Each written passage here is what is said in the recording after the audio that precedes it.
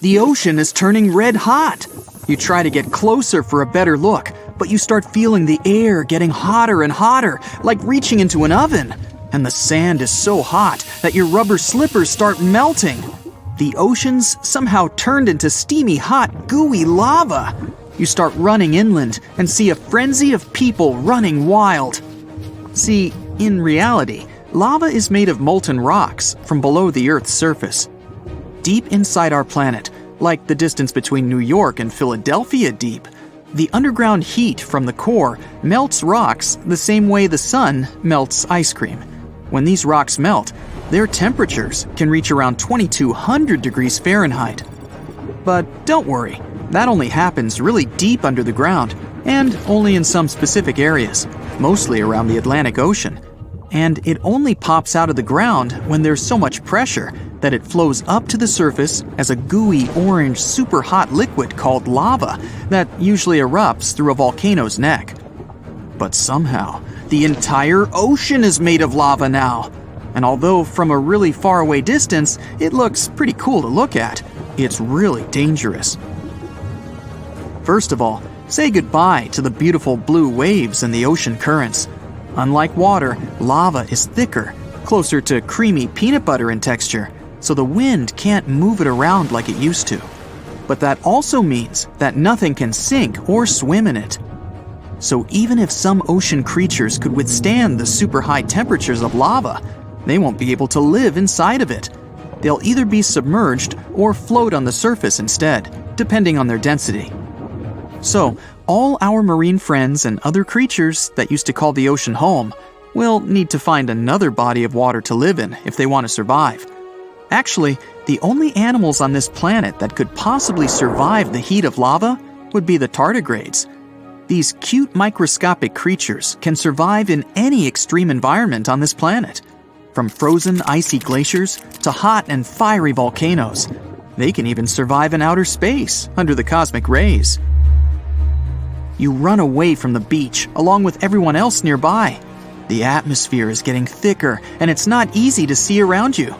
You think to yourself, I should have stayed home. But home isn't exactly safe either. The heat radiating from all the lava alone would be intolerable for miles.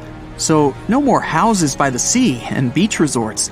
You're gonna want to make sure you live as far away from the ocean as possible. Most of the coastal cities would become instantly uninhabitable, especially areas touching the ocean with more than one side. Places like Florida, California, and Central America would become mostly unbearable to live in. And that's not to mention island life. Most islands would be so hot that no animal or plant could survive. 97% of the planet was made up of ocean water, and it now all turned to lava. No place on Earth can hold snow anymore, as the planet would look like a glowing orange lava ball.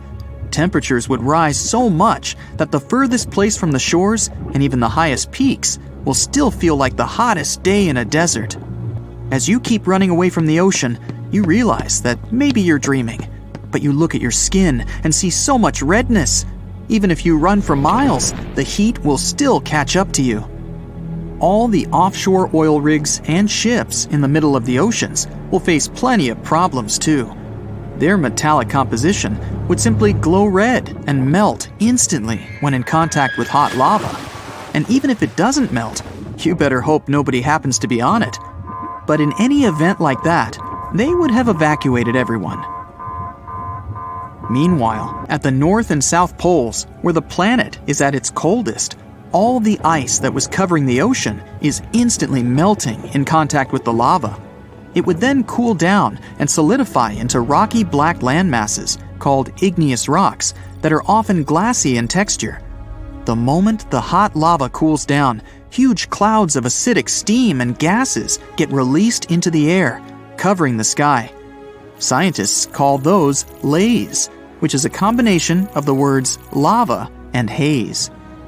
Kinda like when you exit the shower and all the heat comes in contact with the cold outside air, creating a haze, except this one would cover the whole North and South Poles, and it would be super toxic. It sometimes even contains tiny glass particles that are extremely hazardous. And this laze can travel around the world with strong enough wind and cover almost the entire northern hemisphere. It could also cover the southern part of New Zealand, Argentina, South Africa, and Australia. Flying an airplane through this gas wouldn't be the best idea.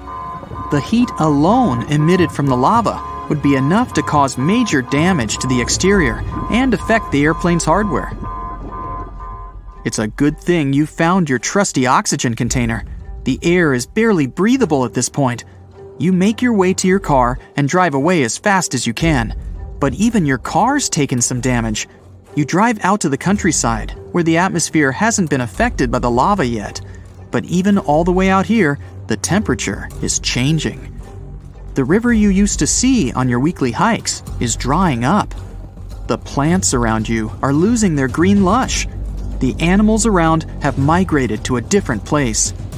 Rivers flowing into the ocean would simply create mounds of glassy igneous rocks upon contact, permanently creating natural dams.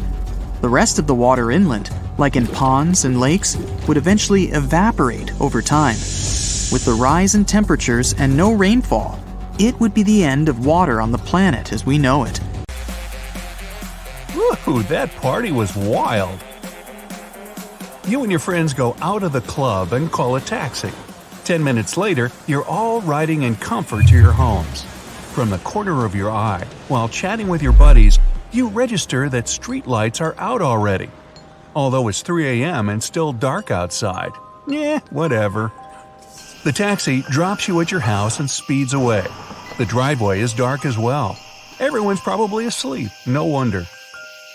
You walk to your front door. The motion-sensitive light doesn't turn on. Now that's weird. The bulb must have blown. You shrug and fumble for your keys in the dark. Gotcha. Now, be quiet not to wake everyone.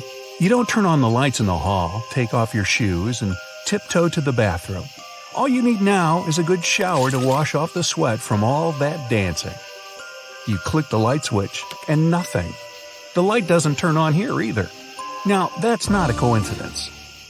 You briefly think of going to the basement and using the diesel generator, but drop the idea. The thing is too loud. Okay, you'll wash in the dark then. You turn the bath tap, but all it does is gurgle and let out a few grimy drops, and then it goes quiet. Wonderful. No light, no water. The best end of the night ever. Annoyed, you go upstairs to your room, careful not to step on your cat on the way, and fall on the bed without even undressing. What's the point, right? Morning. You wake up feeling yucky. The clothes cling to your body. You desperately need a shower now. You go downstairs to the bathroom, click on the lights without thinking, and it all comes back to you. There's still no light. You check the tap again. No news there either. Just great. Okay, it's 11 a.m. already. Generator it is then. You go to the basement and pour some gas into the tank, then turn it on. It begins roaring loudly, but at least it works. That means you have electricity now. As you go back up, you see your mom's woken up. You explain what's going on and go outside to the nearby store to get some bottled water. On the way, you meet one of your neighbors. He's carrying a gallon bottle of water in each hand. You quickly find out everyone seems to have the same problem. No light, no water. As you turn the corner, even from afar, you can see a line before the store entrance. You have to wait for a full 20 minutes before your turn comes, and you take your own 2 gallons. The cashier informs you in a tired voice that card payments are not available due to power outage. Only cash, please. You roll your eyes and give him $5. Surely it's a temporary inconvenience, nothing more. You go back hauling the bottles. It's been a full month now without electricity and tap water. What started as a nuisance is now turning into a full-blown disaster. Most public venues are closed, as well as factories and even schools. TV isn't working either, obviously, so many people have gone unemployed. You had to drop your studies, helping your parents in the yard. They've been busy growing their own vegetables there. But what really worries you is that there still hasn't been any official announcement about what's happening. People are starting to gather in close communities to help each other. Many of those whose work was related to computers and machines are now learning to survive on their own without the modern conveniences. But even farmers have had it tough. They try to use machines sparingly, saving the fuel, and their work has become increasingly hard. Bottled water is becoming a luxury too. The prices have skyrocketed in the past few weeks, and if it doesn't get better soon, only select few will have access to clean water. At home, you only turn on the diesel generator when it's necessary, to cook food or do a quick cleanup once every few days. At other times, you don't use electricity at all. You're starting to get used to waking up at dawn to catch as much sunlight during the day as possible. When the sun sets, nothing can be done in the darkness, so you either go to sleep after a hard day's work or burn a candle and read a good old-fashioned book. Half a year has passed, nothing's changing, there's still no information about what caused the outage. And people who went on expeditions to other towns return with the same news from everywhere. The problem seems to be global. Getting used to your new lifestyle, you and your parents have reorganized your household. You've got a couple of cows and several chickens for milk and eggs. And your backyard is now a real garden with cucumbers, potatoes, tomatoes, and even apples growing under your supervision. Getting water for drinking and gardening is an ordeal, though. Bottled water has become too rare and extremely expensive. So now you have to go to the river 6 miles away. At first, you traveled there by car, taking as many bottles and canisters as could fit. But after a few months, you've completely run out of gas. So now and your dad walk all the way down there and back. At least you have a cart, so you can haul more than you would with your bare hands, but the journey still takes the best part of a day. Okay, this is how it starts. You're woken up by a strange sound. Not the alarm, though. It's 5 a.m. After a few seconds, you realize the strange sound is a knock on the window. But you live on the 12th floor. Who or what could be knocking? Window cleaners? You live in an ordinary apartment building, not a skyscraper with offices. The knocking is getting stronger. You muster up the courage and go to the window, reach for the curtain, and abruptly pull it aside. What you see is fantastic. There are flying or floating small fish outside your window. Thousands of them. A shoal of sardines rising directly to the sky. A few knock on your window as they pass. There are so many sardines, you can't see what's going on outside. But as the last fish flies by, the full picture opens before you. Large and small fish fly between the houses. Octopuses cut through the air with their tentacles into a rain cloud. A huge whale is slowly drifting toward the horizon. Above the roof of a nearby house, 2 sharks chase 4 sea lions. A neighbor waves to you. He holds a fishing rod from the window and waits for the fish to bite. A flock of dolphins flies past your window. They cheerfully whistle as if they're greeting you. What's going on? You turn on the TV. All the channels are playing the same thing.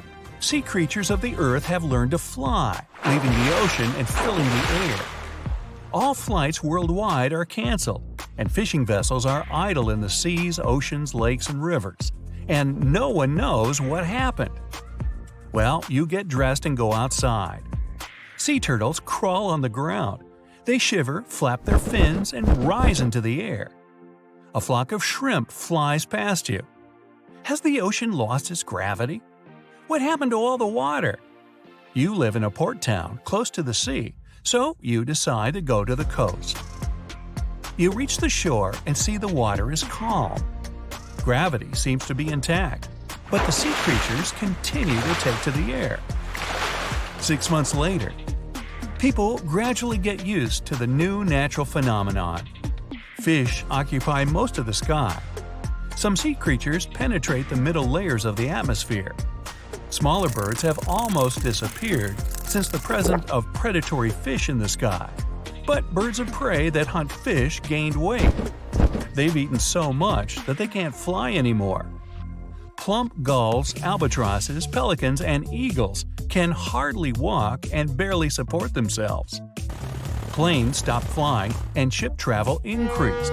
The world's ecosystem is completely changing. The ocean becomes lifeless. The number of bacteria, microbes, and various nutrients in the water move to the air. People get sick more often, and in some areas, it becomes difficult to breathe. When it rains, millions of shrimp and small fish fall to the ground along with the water. Many predatory mammals that have been feeding on fish begin to starve. They go out to the roads and cities to find food. Scientists research the flying creatures and find that they somehow change the structure of their lungs. But how fish got the ability to fly is still unknown. It seems nature just decided to push people out of their usual environment. Fishermen build balloons to fish in the sky. Some athletes throw a lasso at flying whales and ride them like huge horses. Though the landing can be difficult. Creatures that previously swam only in the very depths of the ocean settle at high altitudes. Researchers discover new, previously unknown fish species. From the ocean depths, a giant octopus rose into the air. Many call it the Kraken. This monster has found a new home right on top of Mount Everest. Now everyone is afraid to climb this mountain. The most deep-water creatures reach space. On the ISS, astronauts observe amazing animals flying past. They look like aliens from other planets, not Earth. In some areas, sharks descend to the ground for food. In these places, people are afraid to go out. Fishing companies buy huge Boeings and attach nets to it to catch fish in the air. But flights are not safe, especially when a whale suddenly appears smack dab in their path. Authorities impose curfews in many cities. People climb to the roofs and watch an incredible sight at night: flying jellyfish floating in the air. Thanks to the bioluminescent protein in jellyfish, they glow. Stars in the sky mix with the neon transparent creatures. But be careful, some of these jellyfish are very venomous. Some people were so fascinated by the beautiful jellyfishes that they touched them and ended up in the hospital. Squid, frightened by the new conditions, release ink into the air. When a lot of squids do this, the ink blots out the light from the sun. Massive traffic jams appear on the roads because electric eels fly through the streets and shock traffic lights. While all of humanity is looking up at the sky, almost no one has noticed what is happening down here. All over the world, people with a strange physical disability show up in hospitals. Weird holes form under people's ears. Doctors don't understand what they're dealing with. But then, one of the patients jumps into a lake, and it turns out he can breathe underwater. All people grow gills. At first, most people refuse to go underwater. But their changed lungs force them to do so, or spend the rest of their lives in a gas mask. Some people are happy to go under the water and start a new life. The human body adapts to the cold temperatures and high pressure. There is a lot of work ahead to create cities and infrastructure, but things are not so bad. That's it for today. So hey, if you pacified your curiosity, then give the video a like and share it with your friends. Or if you want more, just click on these videos and stay on the bright side.